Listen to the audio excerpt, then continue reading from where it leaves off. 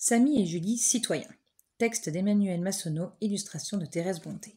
Les personnages de l'histoire. La directrice, le maire, Marcus, Théo, Léo, Louis, Julie, Nathan, Emma, Samy et Julie. L'heure de la dictée quotidienne approche, et comme tous les jours, les élèves de la classe de Julie s'agitent. « Je vais faire 12 fautes, c'est sûr !» chuchote Léna, dépitée.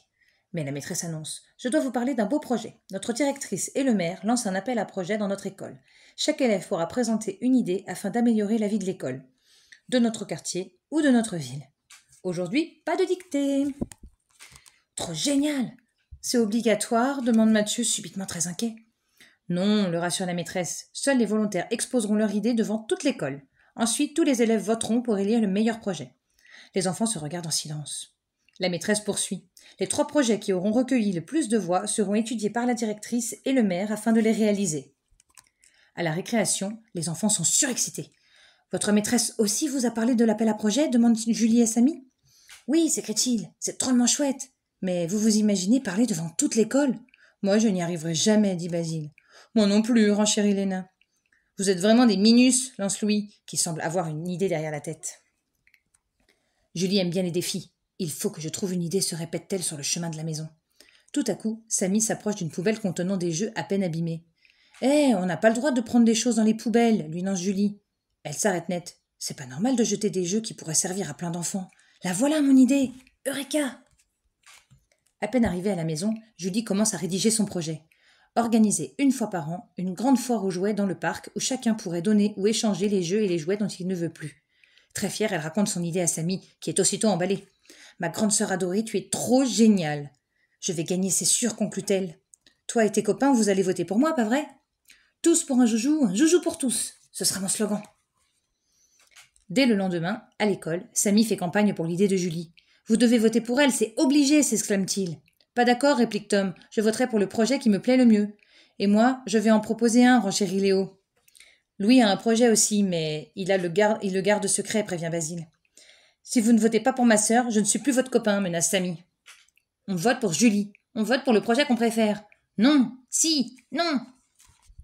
Lorsque Julie a présenté son idée à ses amis, toutes l'ont trouvée super. Il lui faut à présent réaliser une affiche pour l'illustrer. « Vous avez vu l'affiche du projet Oiseau, sans Kerachna ? Elle est trop belle. »« Je dois faire encore mieux, répond Julie déterminée. Heureusement, Églantine, qui est super douée en dessin, a accepté de l'aider. Pendant l'étude, elle travaille avec application. Le jour des présentations est arrivé. Toute l'école est rassemblée sous le préau. Les 10 candidats vont défiler un à un sur l'estrade. Marcus, qui est en CM2, explique le projet Oiseau.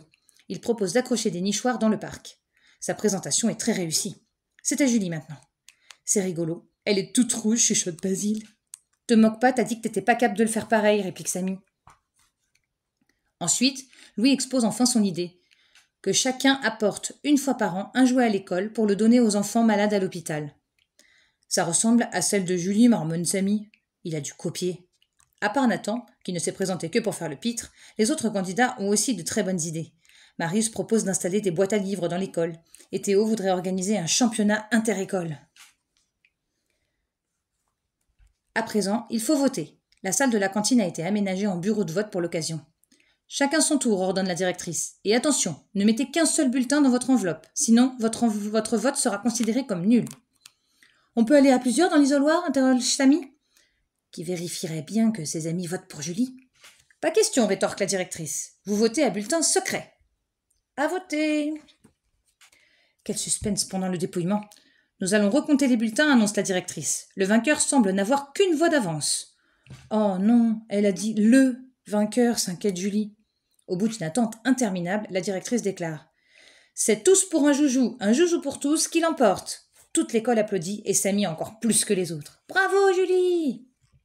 Le projet de Louis, qui a manqué de peu la victoire, arrive en 2e position, tandis que le projet Oiseau est 3e. À cet instant, le maire, portant son écharpe tricolore, pénètre dans le préau et prend la parole. « Mes enfants, vous avez été exemplaires dans votre première expérience de vie citoyenne. Je veux également saluer votre générosité. Vous incarnez à merveille le beau mot fraternité. » Les vainqueurs reçoivent une magnifique cocarde tricolore. Louis, qui a l'habitude d'être toujours premier, fait un peu la tête. « Julie, un discours !» scandent les élèves. Ravie mais légèrement impressionnée, Julie annonce « Je propose de réunir mon projet à celui de Louis pour que chaque enfant, même à l'hôpital, ait ses livres et ses jouets. Hurrah crie le public, tandis que Louis retrouve le sourire.